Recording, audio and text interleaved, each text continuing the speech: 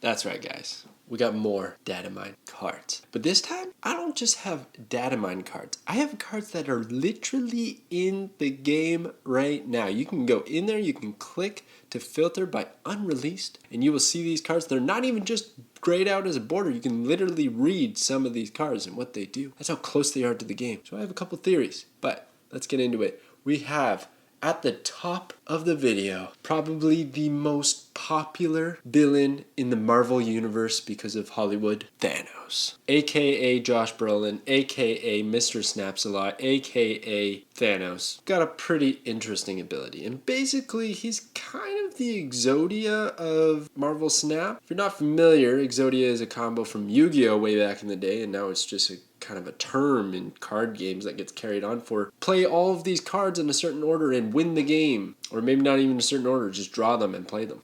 And that's what Thanos does. So his ability is at the start of the game, shuffle the 6 Infinity Stones into your deck. He's a 6 cost, 8 power, but really that doesn't matter. I'm giving Thanos 4 stars. Now guys, I went back and forth with this and I could not figure out what rating to give. So it came down to a few things. One, we have to look at the stones to evaluate Thanos because that's his card as ability. That's everything about him, right? So when I looked at these stones and I looked at the ratings that I was kind of giving them, I was like, well, if they're good, he's got to be good. So let's get into the stones first. First off, we have the Mind Stones. This is on reveal, draw 2 stones from your deck. Now, a trending theme in all of these stones is that they draw cards. There's like no draw in Snap. So I think by default, these get a bump up. Now, you might be thinking, well Drewberry, you're adding cards to your deck, so then you got to draw them, and it's not really thinning your deck now, is it? Because you already added all those stones? Well, yeah, maybe, but these stones are actually pretty decent, and if you build the right deck around it, I think this is going to get pretty nuts. You can do some crazy miracle turns maybe. And this one in particular is going to draw you 2, thinning out your deck even more. And at the end of the day, these all cost 1 energy, okay? Most of them are 1 power, but that does have synergy with some things in Marvel Snap. You could even maybe bounce it. Imagine bouncing Mind Stone back to your hand so you can draw 2 more cards. Or let's play a Falcon Beast deck. So you bring back the Mind Stone, then you play it a couple more times. By turn 4, you've probably drawn all the stones. And then you can play them all pretty reliably. Now the problem is you want to draw Thanos because with the Power Stone, which is a 1 cost 3 power stone, it has the ability ongoing if you've played all 6 stones. Thanos has plus 10 power wherever he is. So if you somehow like Jubilee him out from your deck, or Lockjaw or something like that, right? He's going to have that power if this stone is out on the field, which I think that's pretty fantastic. That's 18 power for a 6-drop. Like, if you compare the power levels of 6-drops, you don't get quite that high. So that is a huge 6-drop. There's like Infinite, but you have to skip an entire turn to play Infinite, right? So I think that's really, really good. But the other thing that when I was looking at this stone, and I had to give it 4 stars, because otherwise if you don't draw Thanos, this is a dead card, but it's a 3 power 1 cost with no downside. That's pretty darn good. Not to mention the ongoing ability could be doubled. That'd be insane. Think about it. You could also copy this with Mystique, and then your Thanos is like a 28, 38. I mean, there's going to be some crazy decks out there. But again, you have to draw all the stones and you have to play all the stones. You have to have the available board space. And sometimes locations are just not going to let you have that. And your opponent might disrupt you with goblins and such. So we have to keep those in mind when evaluating these cards. That's why I couldn't really give too many of these 5-star. But let's move on to the next one, which is the Reality Stone, aka Scarlet Witch, right? This one reads, on reveal, transform this location into a new one. I don't know why that sounds so funny to me. I feel like it should say new location, but it's a new one. And draw a card. So they all kind of draw a card. Here's another draw a card. I don't know if this is okay. Like this is maybe going to help you get away from an awkward situation, a location that you don't want to deal with. But overall, this was just kind of meh. The Scarlet Witch is very good. She's a vanilla 2/3, and then she changes the location. So if this is a 1/1 and it changes the location, it can't be bad, right? So they give it 3 stars. Then we have the Time Stone. I really like this one. This is a 1 cost, 1 power. Draw a card. Next turn you get +1 energy. Bonus energy and draw, thinning out your deck. I think this is nuts. Just running this alone could be insane. Now you can't just run the stone. The stone is an available card, but I actually think there's merit to running Thanos in a non-Thanos deck. Having Thanos be just an additional payoff that could maybe work later down the line, right? And this stone makes a really good case for that because it's ramp. You have cards like Psylocke that are fantastic. Electro, which has a really bad ongoing effect, but the on reveal is fantastic. Getting +1 energy, we know that is extremely valuable in a 6-turn game. So if you build your deck accordingly, I think this could be insane. Now again, we have to draw it, we have to play it, we have to find a spot for it, but it's worth it. And not to mention, some of these, like this one in particular that I really like, have an on reveal ability, which could be triggered a second time. Or with Wong, you could get some like crazy turns afterwards. I don't even know. I think the potential is very, very high for this stone and Thanos overall. But then we have the Space Stone. Space Stone is on reveal. Next turn you can move 1 card at this location, draw a card. Now that's not bad, okay? I think this is okay if you run a move deck. Because then you have the value of moving things and then they get the bonus power like Vulture or something, right? But the problem is I don't see out of all the archetypes that you could possibly run Thanos, I don't see move working with Thanos. So I'm just not sure about this stone in particular. Maybe it opens up space. Maybe it helps you move things around. But I think out of all the stones and playing Thanos, the cost of playing Thanos, drawing this one, you're going to be disappointed that you drew the Space Stone and you're just not going to want to play it, and maybe it just doesn't do much except for cycle a card. So I had to give it 1 star. It's not that it's like just the worst card in the world. If this was actually just a card on its own right, drawing a card and moving things, like it'd be actually fantastic. But in the scope of all these stones and the deck I'm going to try and play this in, I think it just gets 1 star, but I could be wrong. And then we got the Soul Stone. So this is on reveal, draw a card. Ongoing enemy cards here have -1 power. This one just felt kind of meh to me because it's not really synergizing with, too many other things. I do get to draw a card, which is great. That's what the stones need to do. And then I get negative power to my enemy, but that could only be -4 altogether if they play 4 cards there. So not bad, but not too exciting. I guess it's kind of like a Green Goblin for 1, which is pretty awesome. Maybe I'm totally undervaluing all these stones. They are pretty nutty. They just don't have a lot of power output, so I see it hard trying to win locations. Yes, you're going to try and win with Thanos. That's going to probably win you in location pretty easy. But winning the other location while your opponent's doing some awesome stuff and you're trying to cycle through your deck makes me a bit nervous. It's what made me think of bringing him down to a 2-star card at one point. But I was like, well, there's so much synergy here. There's so many good, valuable things here. We just have to see. We have to see if there's any more draw in Snap. Because believe it or not, even if this has a lot of draw, I still think it needs more. You have to cycle through these cards, find them, play them, win the game. Okay, I'm pretty stoked about Thanos. There's a lot to talk about. Let me know what you think in the comments because I really want to hear it.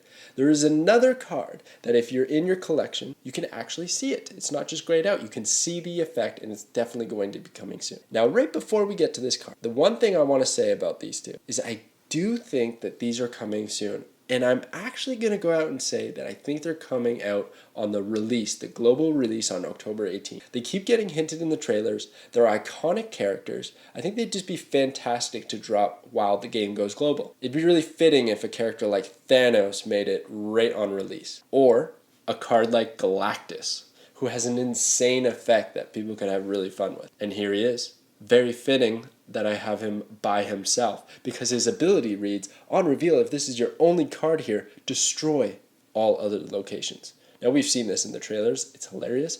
Probably has the best animation in the game. But I'm giving him 2 stars. And I know you can set up some awesome combos with this. I'm sure of it. And then you could, I don't even know if it works like this, but the destroy might actually trigger for like a death setup. So the way I imagine this working is you mana cheat to play Galactus on an empty location. You basically don't play anything, right? At a location, you just totally abandon it. And then you cheat with Psylocke or Electro or whatever. And then you play Galactus on 5 down that one location. And then it's basically like you're in a cowboy standoff ready to just...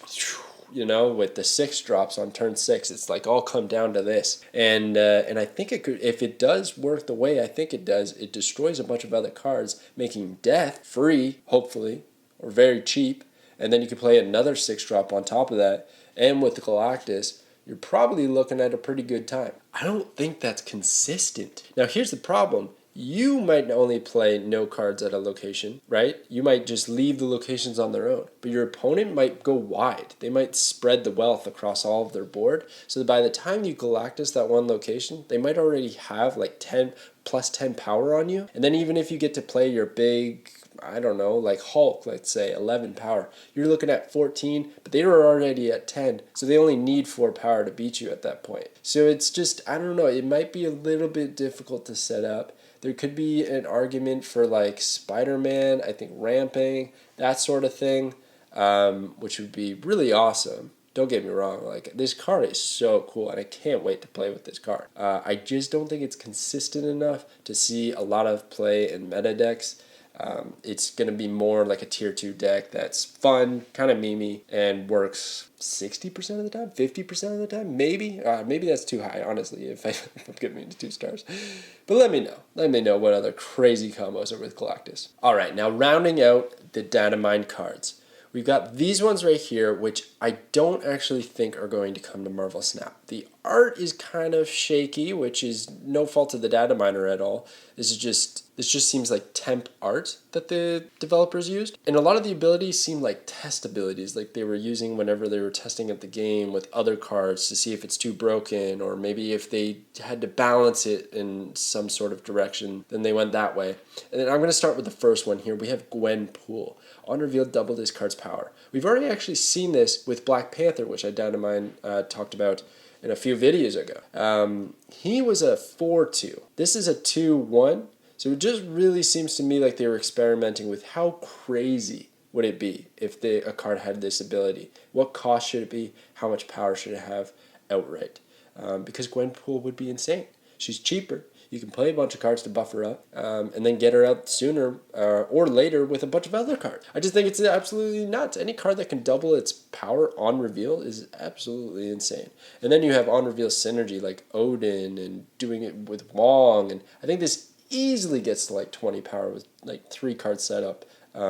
So I think it's just nuts. So I think it's good that they brought it to 4 power because Black Panther's a little bit more balanced. Awesome card, still really fun to play. Can't wait for it. Whereas if Gwenpool were to come to the game and they use this art, I don't think it would have this ability. I think it would be something else. Let me know if this would be a little too crazy if it were in the game compared to like Black Panther's alternative. Another one we have is Goblin Queen. So this is possible this effect could come to the game, but I'm not sure. So she's a vanilla 2/3. On reveal, other cards can't be revealed this turn. Pretty cool. I think it's kind of like setting up Lemuria, which is the location we saw, or at least the effect is the same, right? Cards can't be revealed that turn, except you get the ability to choose when that happens rather than the location just popping up. So you can maybe, I don't know, maybe be really beneficial to wait till like turn 4 or 5 and do it later at the game. I don't see it being that valuable, but I'm sure it could find its place kind of like Invisible Girl does. So I'm giving her 3 stars. X23 is insane. So X23, again, is very similar to Sabretooth. Sabretooth is the destroy variation of this. So X23 is when this is discarded from your hand, put it back, it costs 0. Sabretooth does the same thing, but destroy. I think it's much, much better in discard because it's so much easier to just not play the card and have it be destroyed and become 0 power. We've seen this with Swarm. She's kind of like another Swarm, except you get copies of Swarm and he becomes 0, and that can keep scaling. You can get a bunch of Swarm, which is really good, probably better than this. But wouldn't you want to run this as well, just to increase your chances of drawing a card that's going to be discarded and have a benefit? Pretty good. So I think X23 would be nuts. Don't think we'll see this ability in the game because of the cards that are presently in it. Toad, on reveal, move the last card you played to this location. Fantastic for move decks. Much better than Doctor Strange that only pulls the highest power card. This is going to just pull the last card that you played. Way easier to set up, way easier to understand. I think this would be pretty nuts, and I could see this actually entering the game, but maybe at a higher mana cost. Not too sure. King Atri is at on reveal, give the next card you play plus 4 power. This is like Forge, giving plus 2 power. Kind of similar. I also kind of like Rescue, getting plus 4 power. If you play a card there. These are all kind of similar. I think this might be a little bit nuts. Plus 4 power is a massive swing, and there's certain cards that if you give that to, they get a great benefit, like Iron Man, for instance. But this is late. This is 5 cost. Again, this ability is a little bit too similar to other cards. I don't think this will actually join the game, but it could be interesting if they experiment with similar ability cards, but at different power levels. We see this with like Blade and Swordmaster, right? Same effect, discard a card, but different mana, different power. Who knows? We might see it. Viv Vision, I'm giving 1 star. When you move a card to a location, move this card. There's just not enough move beneficiaries in this game, like Craven, for instance. If there were more of those, this would be absolutely nuts. It is a little bit of random, which might fill up a location that you didn't want to, so there's that downside as well. But at the end of the day, I just see a 2-3 that might buff Craven, and that's just not good enough right now. Yo-Yo, on the other hand, is nuts. I love this. When this card moves, move it back with +1 power. That's hilarious. I love the effect. That's so on point. And really powerful too, because it's only a 1-drop. So I think you could get to at least 5. You can move this around a whole bunch, but then you also have the benefit of moving it to a Craven maybe. I don't know. I think this could get pretty out of hand if you want it to. Or maybe it gets in the way. Maybe it's just not powerful enough. It's not like Vulture or something. I don't know, but I love the flavor. It's so cool. Witchfire is literally Baron Mordo. I don't know why there's just the different art somehow. Maybe this was Baron Mordo before Baron Mordo was Baron Mordo. But Witchfire looks really cool. I wish she was in the game, but she's definitely not going to have this ability in that stat line because it's already there. And the last is Bast. Bast is broken. This one might actually come to the game. Seems a little bit more legit. The art seems a bit off, but there's even Datamine variants for it, so maybe it's on its way. But it's on reveal, set the power of all cards in your hand to 3. It's a 1 cost, 1 power. That is insane. If you're doing a flood deck, all of a sudden you've got a bunch of 3/3/3s, and then as well, if you got like Iron Man, it's got default 3 power. Like, oh my gosh, it's just crazy. It doesn't change the cost, which I think in most scenarios will actually be a benefit. Maybe it'd be too insane if there were a bunch of 6 drops and made them 3, but I think this is a really good card, really good combo enabler.